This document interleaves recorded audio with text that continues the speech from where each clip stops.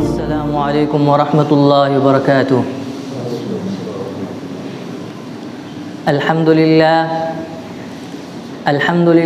نحمده ونستعینه ونستغفره ونؤمن به ونتوکل علیہ ونعوذ باللہ من شرور انفسنا ومن سیئات اعمالنا من يهده الله فلا مضل له ومن يضلله فلا هادي له ونشهد أن لا إله إلا الله وحده لا شريك له ونشهد أن سيدنا ومولانا وحبيبنا وشفيعنا محمد وبارك وسلم تسليما كثيرا كثيرا أما بعد فقد قال الله تبارك وتعالى في الكلام المجيد والفرقان الحميد اعوذ باللہ من الشیطان الرجیم بسم اللہ الرحمن الرحیم وما ينطق عن الهوى إن هو إلا وحي يوحى علمه شديد القوى وقال تعالى في موضع آخر اقرأ باسم ربك الذي خلق خلق الإنسان من علق اقرأ وربك الأكرم الذي علم بالقلم علم الإنسان ما لم يعلم وقال تعالى يا أيها المدثر قم فأنذر وربك فكبر وثيابك فطهر والرجز فهجر ولا تمنن تستكثر ولربك فاصبر صدق الله العظيم رب اشرح لي صدري ويسر لي أمري واحلل عقدة من لساني يفقهوا قولي اللهم صل على سيدنا ومولانا محمد في أول كلامنا اللهم صل على سيدنا ومولانا محمد في أوسط كلامنا اللهم صل على سيدنا ومولانا محمد في آخر كلامنا۔ محترم حضرات اور سامعین کرام، نبی کریم صلی اللہ علیہ وسلم کی عمر مبارک 40 کے قریب پہنچ چکی تھی۔ اس وقت آپ کے سامنے وہ سچائی روز روشن کی طرح عیاں ہونے لگی جس کی تمنا اور آرزو میں آپ نے اپنا بچپن اور جوانی گزارا۔ شروع ہی سے آپ اپنا سارا وقت خدا کی عبادت اور اس کی یاد میں گزارتے تھے۔ ذکر الہی اور عبادت و ریاضت نے آپ کی روح کو نور اور دل کو سرور کی دولت سے مالا مال کر دیا تھا۔ آپ کا قلب مبارک نورانیت اور پاکیزگی سے معمور ہو چکا تھا۔ ایک روز آپ نے ایک سچا خواب دیکھا جس سے آپ کو محسوس ہوا کہ یہ دنیا کی رونقیاں، یہ دل فریبیاں، یہ دلکشیاں، یہ منظر، یہ سب ایک دھوکہ ہے۔ یہاں کا عیش و آرام عارضی ہے۔ اس کے بعد یہ سچا خواب آپ کو بار بار نظر آیا۔ پھر اس کے بعد رمضان کا مبارک مہینہ آیا تو نبی کریم صلی اللہ علیہ وسلم اپنی عادت شریفہ کے مطابق غار حرا کے اندر تشریف لے گئے اور وہاں ذکر الہی میں ہماتن مشغول ہو گئے۔ جب رمضان کا کچھ دن گزرا تو ایک رات سحر کے قریب آپ کے سامنے ایک فرشتہ رونما ہوا ظاہر ہوا اور اس نے آ کر آپ کو کہا کہ پڑھیے۔ کیا کہا؟ کہ پڑھیے۔ آپ صلی اللہ علیہ وسلم پر خوف اور ڈر کا ماحول طاری ہو گیا۔ آپ نے فرمایا کہ میں پڑھنا نہیں جانتا، میں پڑھنا نہیں جانتا۔ تو آپ صلی اللہ علیہ وسلم نے محسوس کیا کہ اس فرشتے نے مجھے زور سے بھیجا ہے، دبایا ہے، جس سے میری سانس گھٹنے لگی ہے۔ پھر چھوڑ کر کہا کہ پڑھیے۔ آپ صلی اللہ علیہ وسلم نے پھر ارشاد فرمایا کہ میں پڑھنا نہیں جانتا۔ اس فرشتے نے پھر دوسری مرتبہ بھی آپ کو زور سے دبایا اور بھیجا اور چھوڑ کر کہا پڑھیے۔ آپ صلی اللہ علیہ وسلم نے پھر دوسری مرتبہ بھی فرمایا کہ میں پڑھنا نہیں جانتا۔ پھر تیسری مرتبہ اس فرشتے نے آپ کو زور سے دبایا اور کہا کہ پڑھیے، اقرأ باسم ربک الذی خلق خلق الانسان من علق اقرأ وربک الاکرم الذی علم بالقلم علم الانسان ما لم یعلم۔ اے پیغمبر صلی اللہ علیہ وسلم، آپ پر جو قرآن نازل ہوا کرے تو آپ اپنے رب کا نام لے کر پڑھا کیجئے۔ یعنی جب آپ قرآن کی تلاوت کیجئے تو بسم اللہ الرحمن الرحیم سے شروع کیجئے۔ جس نے تمام مخلوقات کو پیدا کیا، انسان کو خون کے لوتھڑے سے پیدا کیا، اے نبی کریم صلی اللہ علیہ وسلم آپ قرآن کی تلاوت کیجئے۔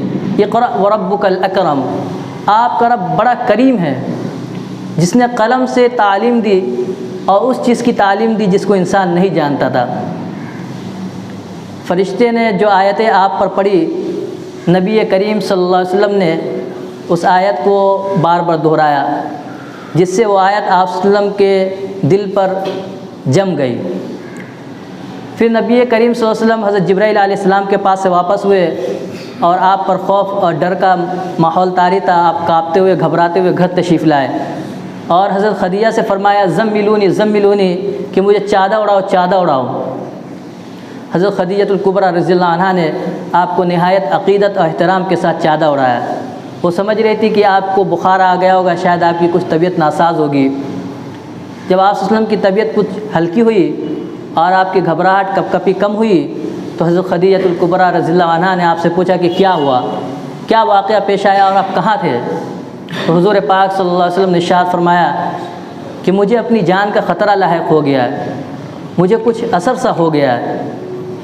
لیکن حضرت خدیجہ رضی اللہ عنہا نے آپ کو نہایت عقیدت اور احترام کی نظروں سے دیکھا۔ انہوں نے آپ کو دلاسا دیتے ہوئے فرمایا کہ یہ تو خوشخبری ہے محمد صلی اللہ علیہ وسلم، آپ اللہ کے رسول بننے والے ہیں، اللہ کے نبی بننے والے ہیں۔ اس خدا کی قسم جس کے قبضے میں میری جان ہے، خدا آپ کو کبھی بھی ضائع نہیں کرے گا، کیونکہ آپ پڑوسیوں کے حق ادا کرتے ہیں، غریبوں اور مسکینوں کے ساتھ بھلائی کرتے ہیں، سچائی کا حکم دیتے ہیں، ہمیشہ سچ بولتے ہیں اور برائیوں سے لوگوں کو روکتے ہیں۔ خدا آپ کو کبھی بھی ضائع نہیں کرے گا۔ حضرت خدیجہ کی دلاسا والی باتوں پر آپ صلی اللہ علیہ وسلم کو بہت سکون محسوس ہوا۔ آپ صلی اللہ علیہ وسلم نے حضرت خدیجہ کی دلاسا والی باتوں پر شکریہ ادا کیا اور آنکھیں بند کر کے لیٹ گئے کہ اللہ تبارک و تعالیٰ آپ پر خیر و برکت نازل فرمائے گا۔ حضرت خدیجہ رضی اللہ عنہا تو آپ کو تسلی دے چکی تھی، مگر ان کا اس کے باوجود یہ خیال لگا رہا جو آپ صلی اللہ علیہ وسلم نے انہیں بتایا تھا کہ مجھے اپنی جان کا خطرہ لاحق ہے۔ انہوں نے سوچا کہ یہ بات اپنے چچا زاد بھائی ورقہ بن نوفل سے پوچھنی چاہیے۔ ورقہ بن نوفل کے بارے میں مشہور تھا کہ بہت بڑے عالم ہیں، زبردست عالم ہیں، اور بہت ساری کتابوں کے بارے میں وہ جانتے ہیں۔ وہ پہلے یہودی تھے، پھر عیسائی مذہب کو اختیار کر لیا انہوں نے، اور انجیل کو پڑھ کر انجیل کے کچھ حصوں کا انہوں نے عربی میں ترجمہ بھی کیا تھا۔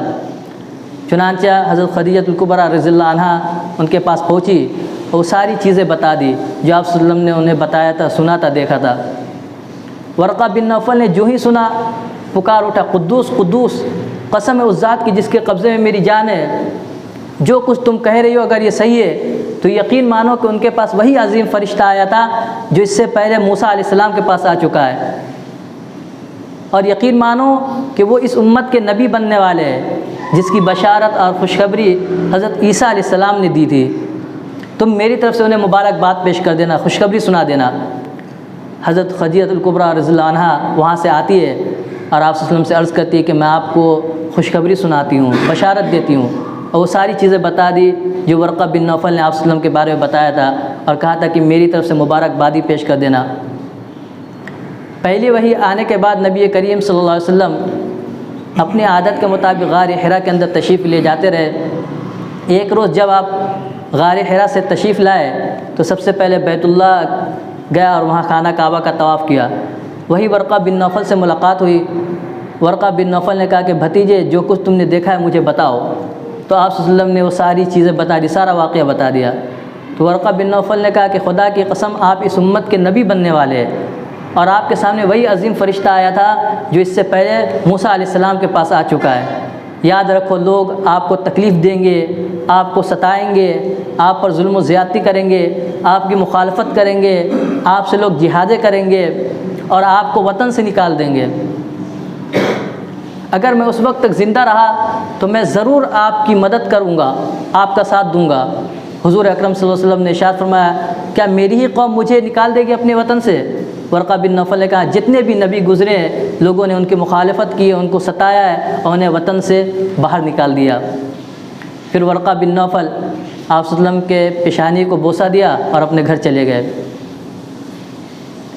نبی کریم صلی اللہ علیہ وسلم حضرت جبرائیل علیہ السلام کے دوبارہ آنے کا انتظار فرمانے لگے۔ اب اس خیال سے پریشان رہنے لگے کہ حضرت جبرائیل علیہ السلام دوبارہ کیوں نہیں آتے ہیں، آپ ایسی حالت میں کیا کریں، اس سچویشن میں کیا کریں اور کس طرح تبلیغ کا آغاز کریں۔ آپ کی پریشانی بڑھتی گئی اور دن بدن بہت زیادہ غمگین ہونے لگے۔ حضرت خدیجہ الکبریٰ رضی اللہ عنہا نے آپ کی اس پریشانی کو بھاپ گئی اور وہ بھی آپ کی طرح ہر وقت اداس اور پریشان رہنے لگی۔ انہوں نے آپ کو تسلی دیا، دلاسا دیا اور آپ کو سنبھالا تاکہ آپ کی طبیعت کا کچھ بوجھ ہلکا ہو سکے۔ جب کچھ عرصہ گزرا تو آپ صلی اللہ علیہ وسلم کی پریشانی بہت زیادہ بڑھ گئی۔ آپ بے چینی کے عالم میں اس پہاڑ کے ٹیلے سے اس پہاڑ کے ٹیلے پر جاتے۔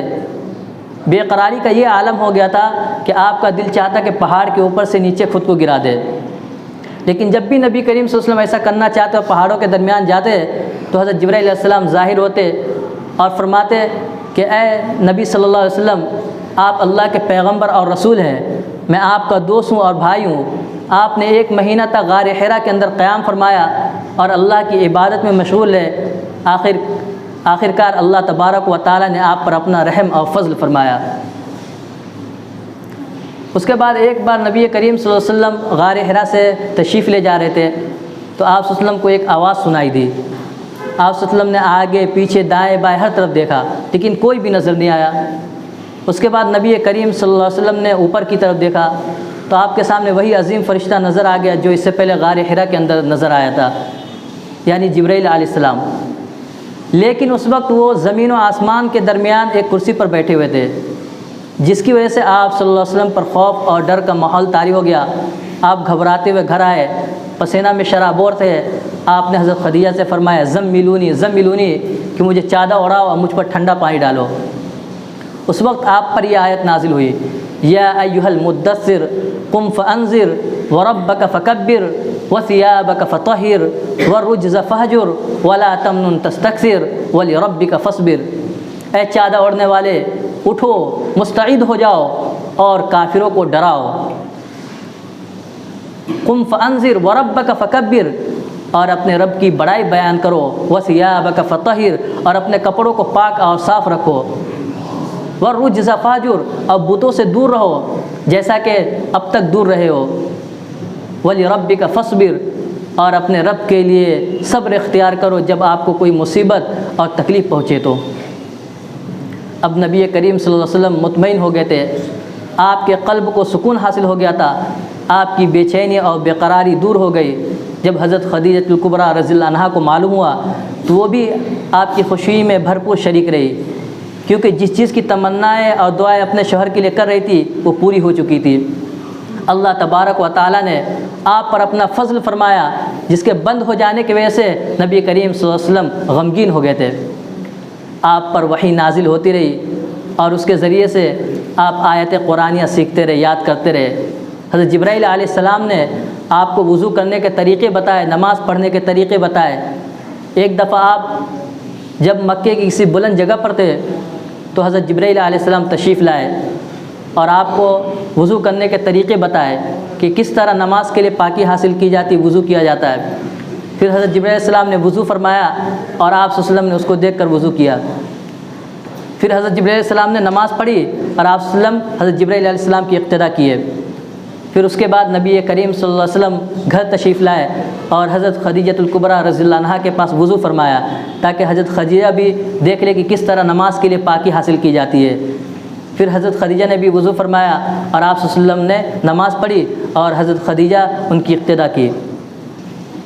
حضرت علی رضی اللہ عنہ آپ کی کفالت اور پرورش میں رہے رہتے، وہ آپ صلی اللہ علیہ وسلم سے بہت زیادہ محبت کرتے تھے۔ آپ صلی اللہ علیہ وسلم جو بھی فرماتے اس کو دل و جان سے مانتے سمجھتے اور وہ سوچتے تھے کہ آپ صلی اللہ علیہ وسلم ان کی بھلائی چاہ رہے۔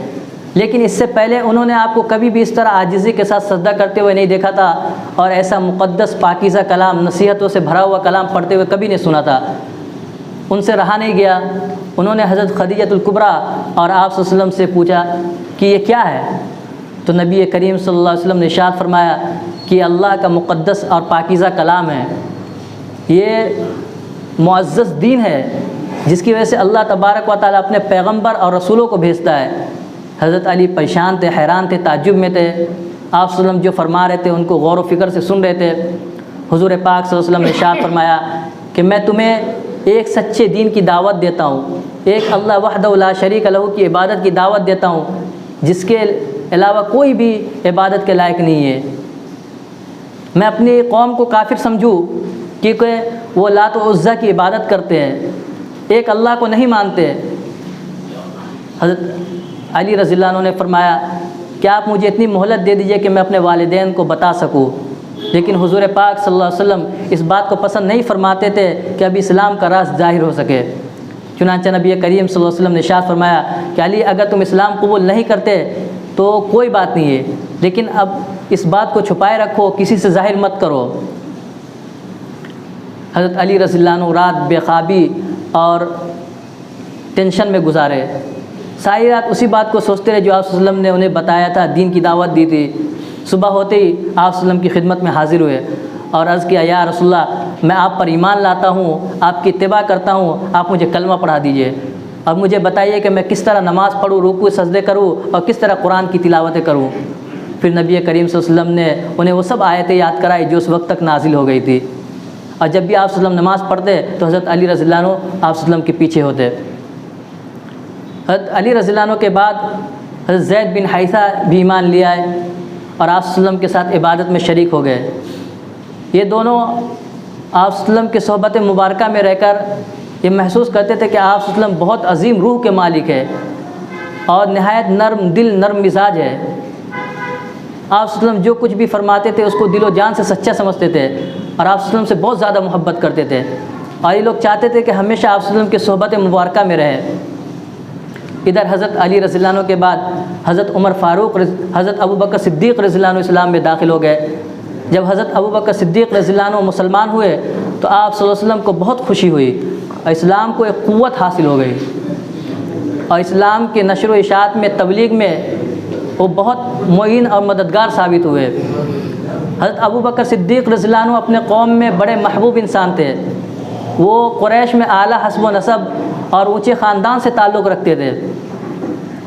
وہ ایک خوش مزاج اور خوش اخلاق تاجر تھے اور روپیہ پیسہ بھی بہت خرچ کرتے تھے۔ اس کے علاوہ وہ بہت مشہور آدمی تھے، آدمی لوگ ان سے مشورہ طلب کیا کرتے تھے اپنے کاموں میں، اور تمام لوگ ان کی مجلسوں میں بیٹھا کرتے تھے۔ ان کی مجلسیں بہت مفید ہوا کرتی تھی اور عظیم ہوا کرتی تھی۔ حضرت ابوبکر صدیق رضی اللہ عنہ جب اسلام لے آئے تو انہوں نے دوسرے صحابہ کو بھی اسلام کی دعوت دینی شروع کر دی، دوسرے لوگوں کو بھی اس نئے دین میں شامل ہونے کے لیے تبلیغ شروع کر دی۔ جو سمجھدار لوگ ان کی مجلسوں میں آتے تو حضرت ابوبکر صدیق رضی اللہ عنہ انہیں ایک اللہ کی عبادت کرنے کی دعوت دیتے۔ حضرت ابوبکر صدیق رضی اللہ عنہ کے ذریعے سے جن لوگوں نے اسلام قبول کیا اس میں عثمان بن عفان ہے، حضرت عبد الرحمن بن عوف ہے، حضرت سعد ابن وقاص ہے، بہت سارے صحابہ ہیں۔ اس میں سے حضرت ابوبکر اور عمر رضی اللہ عنہما کی بیٹیاں بھی شامل ہے۔ اہل اسلام کی تعداد روز بروز بڑھتی ہی گئی، حالانکہ نبی کریم صلی اللہ علیہ وسلم نے تمام طریقوں سے تبلیغ کا کام شروع نہیں کیا تھا اور دین کی اشاعت کا کام شروع نہیں فرمایا تھا۔ لوگ ابھی تک اپنے اسلام کو چھپائے ہوئے تھے، چپکے چپکے سے اس کی نشر و اشاعت فرما رہے تھے۔ جن لوگوں کے بارے میں معلوم ہوتا کہ ان کے دل و دماغ کے اندر سنجیدگی ہے، بھلائی ہے، سچائی کی طرف یہ جھک سکتے ہیں تو صحابہ کرام ان کو ایک اللہ کی عبادت کی دعوت دیتے، ایمان کی دعوت دیتے، لیکن یہ تمام کام لوگوں سے چھپ کر کرتے تھے۔ ان کاموں کے لیے آبادی سے دور کہیں ویران جگہ منتخب کرتے اور وہیں جاتے قرآن پاک کی تلاوت کرتے، قرآن یاد کرتے، لوگوں سے چھپ کر پہاڑوں گھاٹیوں کے اندر جاتے اور وہاں نمازیں پڑھتے، اور جو نئے مسلمان ہوتے وہ پرانے اسلام لانے والوں سے دین سیکھتے، قرآن کی آیتیں سیکھتے۔ اس طرح یہ اسلام پھیلتا گیا اور ہم تک پہنچا۔ اللہ تبارک و تعالی ہم سب کو عمل کرنے کی توفیق عطا فرمائے اور دین کی سچی پکی محبت نصیب پیدا فرمائے۔ وآخر دعوانا الحمدللہ رب العالمین۔ سنتیں پڑھ لیں۔